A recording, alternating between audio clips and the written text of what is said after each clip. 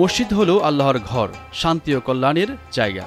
ইহ ও পরকালীন মুক্তি ও সামগ্রিক কল্যাণের কেন্দ্রবিন্দু ইবাদতের স্থান, যেখানে মহান রবের সৃষ্টি শুকরিয়া জানিয়ে দিনে 5 বার সিজদায় অবনত হয় ধর্মপ্রাণ মুসলমানরা।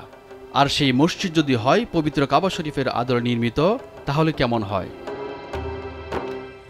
যেখানে নামাজ আদায় করলে প্রশান্তিতে মন ভরে ওঠে, তাকিয়ে থাকতে ইচ্ছা করে, এমনই একটি মসজিদের সন্ধান মিলেছে ইট পাথরের শহর রাজধানীতে। রাজধানীর 100 ফিটে মাদানী অ্যাভিনিউ ইউনাইটেড সিটিতে অবস্থিত এই মসজিদটি, আর নাম দেওয়া হয়েছে মসজিদ আল মুস্তফা। এটি ইউনাইটেড গ্রুপের একটি আইকনিক প্রজেক্ট। অনিন্দ্য সুন্দরী মসজিদটি 5 তলা বিশিষ্ট। আমার জানা মতে আসলে এটা বাংলাদেশের এত সুন্দর মসজিদ এটা আমার আসলে ছিল না, এই জন্য আমিও দেখতে আসলাম।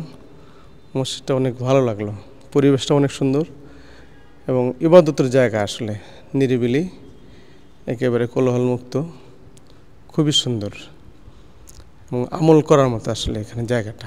শুনছি যে অনেক সুন্দর করে তৈরি করা, নির্মাণ শৈলী এবং দেখার মতো একটা, তো এই জন্যে মূলত দেখতে আসে। এখনও কমপ্লিট হয়নি, যেহেতু কমপ্লিট হলে আরও সৌন্দর্য বাড়বে হয়তো। আমার তো জানা মতে এই ধরনের মসজিদ আর নাই। আমি ষাটগ্রামের বাগেরহাট ষাটগ্রামের মসজিদ দেখছি এবং অন্যান্য বড় বড় মসজিদেও আমি নামাজ পড়ছি, তবে এরকম এত সুন্দর, এত নির্মাণ শৈলী, এত সুন্দরভাবে তৈরি করা কোনো মসজিদ বাংলাদেশে আমার চোখে। দৃষ্টিনন্দন মসজিদটিতে বিশেষত্ব হলো এটি পুরোটাই জানালাবিহীন। এছাড়াও বড় আকর্ষণ সামনের দিকে কালো রঙের মাধ্যমে পবিত্র কাবা শরীফের আকৃতি ফুটিয়ে তোলা হয়েছে। ভিতরেও একইভাবে বড় করে সোনালী রং দিয়ে লেখা লা ইলাহা ইল্লাল্লাহু মুহাম্মাদুর রাসূলুল্লাহ। নিরিবিলি পরিবেশ, খোলামেলা পরিবেশ, আপনার সব কিছু দরজা জানালা বন্ধ থাকলেও দিনের বেলা আপনি বাইরে আলো পাইতেছেন।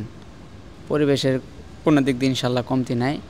আর মানুষ যারা নামাজে আসে তারা তো নিজে থেকে প্রকাশ করতেছে, আরও মুসল্লিরা যারা আসবে তাদেরকে জিজ্ঞেস করবেন, তারা তো অনেক শান্তি উপভোগ করে। প্রতিদিনই বাইরে থেকে, অনেক দূর থেকে লোকজন আসে, অচেনা এসে দেখে মসজিদটা, দেখে বলে যে মাশাআল্লাহ মসজিদটা অনেক সুন্দর হয়েছে। আর নামাজ পড়ে ভিতরে পড়ে বলে যে না মাশাআল্লাহ অনেক সুন্দর হয়েছে, পরিবেশটা ভালো, শান্তি উপভোগ করে নামাজ পড়ে সবাই। আল মুস্তফা মসজিদে 12,000 মুসল্লি একসঙ্গে নামাজ আদায় করতে পারবেন। যারা দাঁড়িয়ে নামাজ পড়তে পারবেন না তারা চাইলে বসেও নামাজ আদায় করতে পারবেন। দুপাশে রয়েছে খেজুর গাছ, কোনোটিতে আবার খেজুরে ধরেছে। মসজিদের ভেতরে রয়েছে চলন্ত সিঁড়ি ও লিফট। মসজিদের গ্রাউন্ড ফ্লোরে নারীদের নামাজ পড়ার ব্যবস্থা রয়েছে। মসজিদটিতে রয়েছে 100টিরও বেশি গাড়ি পার্কিংয়ের বিশেষ ব্যবস্থা। 16 লাখ টাকা ব্যয়ে লাগানো হয়েছে ঝাড়বাতি, যা এখনও পুরোপুরি চালু হয়নি। চীন থেকে আনা হয়েছে মেঝেতে বিছানো কার্পেট, লাগানো হয়েছে উন্নত মানের সাউন্ড সিস্টেম। একটি সেন্ট্রাল এয়ার কন্ডিশনের মাধ্যমে শীতল রাখা হয় মসজিদকে।